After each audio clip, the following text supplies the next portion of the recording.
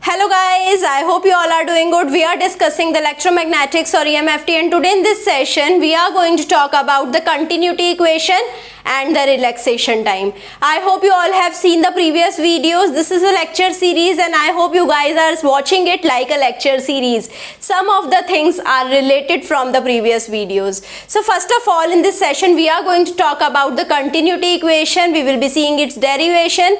Then we will be seeing the significance of the continuity equation. Then we will be deriving the relaxation time from the continuity equation, and then we will be seeing the significance of the relaxation time with the help of copper, which is a conductor, and the quartz, which is an insulator. Okay, so we will be seeing the significance of relaxation time in the terms of copper and quartz. So I hope you guys are really interested to watch this video, and you will be getting a lot of new information, and you will be staying with me till the end of this video. So let's begin with the continuity equation first. The continuity equation can be derived from the principle of the conservation of charges.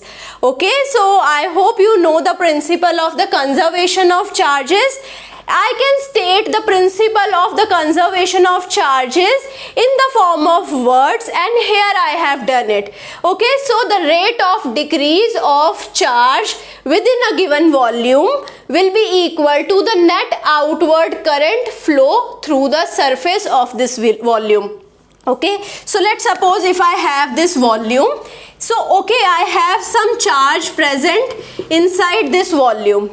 The rate of decrease of charge, so here the charge is decreasing and the rate of decrease of this charge inside this volume will be equal to the current, the outward current. So where this charge is going? The charge is going in the outside direction. Okay, so in the outside direction we will be having current, and it will be showing on the surface of this volume. The net outward current flow through the surface of this volume will be equal to the decrease in the charge from this volume. Okay, so if I represent it, so the decrease in the charge, the change in the charge or the decrease in the charge can be represented as minus dq inside by dt. I am talking about the inside charge which is decreasing. Okay, so dq by dt represents the change in charge. It is decreasing, so I put the negative sign, and I am talking about the inside charge. Okay, it will be equal to the net outward current. So I know how I can represent the current. Current can be represented in the terms of J. Okay, so the current will be equal to the integration of the J over the closed surface, because it was the volume, and I hope you all have seen the previous videos where I have already given you the significance of closed surface. Okay, whenever I have any volume, it will be represented by a closed surface. If I have a closed line, so the closed line is representing this surface. Similarly, the closed surface will be representing a volume. Okay, so I can say I out will be equal to the integration over the surface J dot ds, which will be equal to minus d by dt q. Okay, that we have already discussed how we can represent the charge. Here we had the volume, so the charge can be represented in the terms of volume charge density. So I can represent this q in as integration of rho v dv. So this also I have already discussed how I can represent the charge. So charge per unit volume is rho v. Okay, so if I have to represent the charge, I can, if this is small charge upon small volume, then it is rho v. Okay, if I have to find out charge, I will be integrating over the volume rho v dv. So this is how I represented this. So I hope now you understood this. Now coming to the J dot ds. Here I have the integration in the terms of dv. Here I have integration in the terms of ds. Now I will be using the divergence theorem. according to the divergence theorem, I can convert the surface integration into the volume integration. So the surface integration of j dot ds can be converted into the volume integration. So it is j ds. Okay. So the surface integration of j ds can be converted into the volume integration del dot j dv. Okay. So instead of ds, I have put dv here. Instead of j, I have to put del dot j. This is the divergence theorem. So here this term is in the integration of volume. This term is also now in the integration of volume. So I can equate both of them. So integration over the volume del dot j dv will be equal to this minus, so here I can take this differentiation inside the integration minus integration over the volume del rho v by del t dv.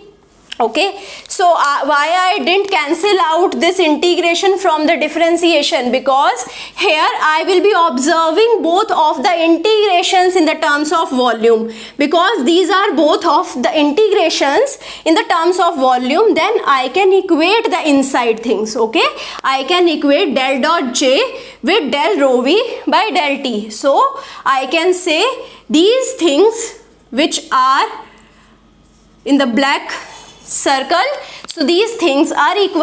Okay, so here I have integration over volume, here also I have integration over volume. So I will be considering this negative sign as well.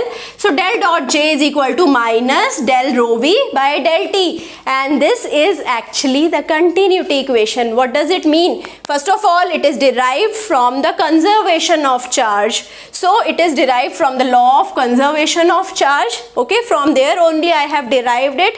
And the second thing that it represents is that charge cannot be static. Okay, it has to move. Okay, it will be moving, and we will be observing the movement of the charge in the terms of relaxation time. How it is moving, how fast the charge is moving, okay, or how slow the charge is moving. Okay, so whenever I have any surface or any volume, so in that volume if I place the charge, it has to move. Okay, in the form of current it will be moving outside. So this is the significance of the continuity equation. Now if I have steady current, which means I have del rho v by del t to be equal to 0. When del rho v by del t is equal to 0, I can say del dot j is equal to 0, which means the charge coming inside is equal to the current going outside. So this is the significance of the steady current. Whenever the charge we are putting inside a volume is equal to the current going outside, then we will be having the steady current. Okay, now we will be deriving the relaxation time from this equation. Okay, from this equation, the continuity equation, we will be deriving the equation of the relaxation time. Then we will be seeing what is its significance. So del dot j is equal to minus del rho v by del t. Okay, now we know the Ohm's law and the Gauss's law. I will be using both of these laws. I hope you know the Ohm's law. I have already discussed about it. So according to the Ohm's law, J is equal to sigma E. According to the Gauss's law, this is the point form of Gauss's law. I have already discussed it. So del dot E is equal to rho v upon epsilon. Okay, so now from this continuity equation, del dot j. Okay, so del dot j, here if I put the value of j to be equal to sigma E, so is equal to del dot sigma E is equal to minus del rho v by del t. Okay, so now this sigma is a constant. I can pull it outside. Sigma del dot E will be equal to minus del rho v by del t. Okay, so now del dot E is rho v upon epsilon. So here I will be putting the value of del dot E.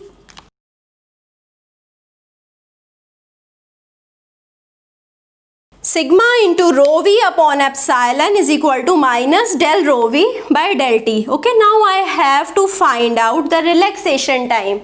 Okay, so here you can see I have the time. I have to integrate it. First of all, I will be rearranging this equation. So what I will be doing, I will be taking this rho v here in the denominator and this dt here. So I can rearrange it and I can write down it like sigma upon epsilon dt is equal to minus del rho v by del t. Okay, now I have to integrate it.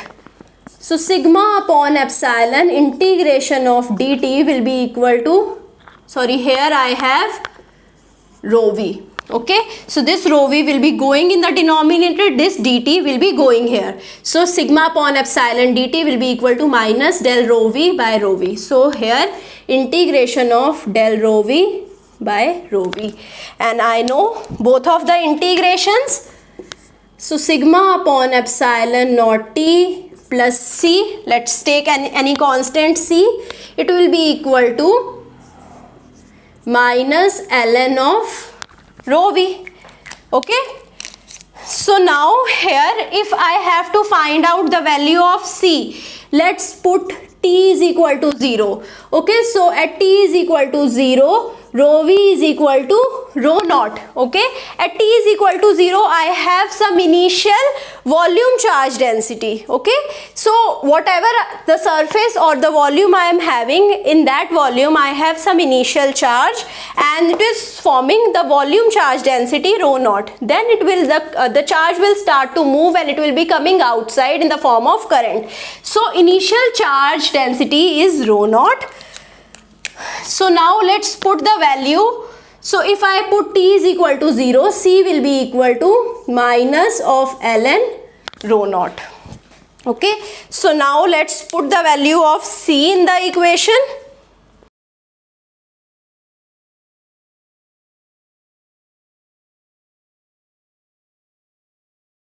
So you can see here I have sigma upon epsilon t minus ln rho naught is equal to minus ln rho v. Okay, so now what I can do, I can rearrange it. Okay, so I can take this ln rho v this side. So ln rho v minus ln rho naught is equal to minus sigma upon epsilon t, or I can take the negative common. So here I will be having minus. Now I know ln of a minus ln of b. Ln of a minus ln of b will be represented by ln of a upon b. So ln of rho v upon rho naught will be equal to minus sigma upon epsilon t. Okay, so this is how we can simplify it.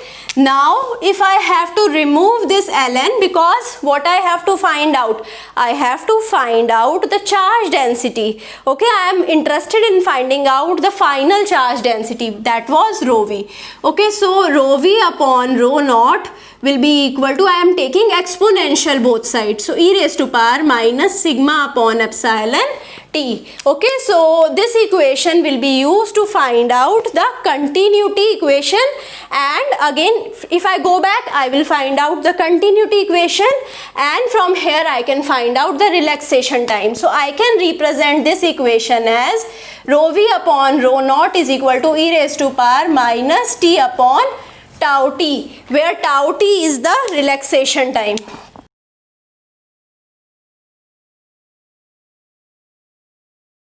Okay, so now what is tau t? I have to find out tau t. So if I put tau t is equal to 1, okay, so let's take the time also equal to 1. So rho v is equal to e raised to power minus 1 rho v naught or rho naught. So if I have to find out the relaxation time, I have taken the time is equal to relaxation time. So when t is equal to tau t, we will be having e raised to power minus 1. This rho naught will go here and multiply it with e raised to power minus 1, and here I will be having rho v is equal to e raised to power minus 1 rho naught. Okay, so the relaxation time is that time Okay, I have taken time is equal to relaxation time, the time taken by the charge placed at the interior of the material to drop e raised to power minus 1 of its initial value. Okay, so it has dropped by e raised to power minus 1 of the initial value. Okay, so I hope now you understood what is relaxation time. So e raised to power minus 1, if I find out it in percentage, it will be 36.8%. Okay, so I hope now you understood. If I have any material, if I have some charge placed inside that material, it will be moving out, and in moving outside, it will be dropping the volume charge density. So volume charge density is dropped by 36.8%. That time is relaxation time. So now if I have taken two materials, first is conductor copper and second is an insulator quartz. So in the case of copper, these are the predefined values, these are the fixed values. Sigma is 5.8 into 10 raised to power 7, epsilon r is 1, and tau is given by epsilon r into epsilon naught upon sigma. So let's put the values. So 10 raised to power minus 9 upon 36 pi into 1 upon 5.8 into 10 raised to power 7, that was the value of the sigma. So it came out to be 1.53 into 10 raised to power minus 19 second. So if you place any charge on the copper sphere or copper volume, it will be moving outside in this much of time, that is very less. Okay, so charge is moving very fast inside a conductor, we have proved it here. Now coming to the quartz, we know sigma is 10 raised to power minus 17, epsilon r or the relative permittivity is 5. So we have put the values. So tau will be 5 into 10 raised to power minus 9 upon 36 pi into 1 upon 10 raised to power minus 17, which is 51.2 days. If I have any insulator, if I put the charge on the insulator, the charge will remain on the insulator for days.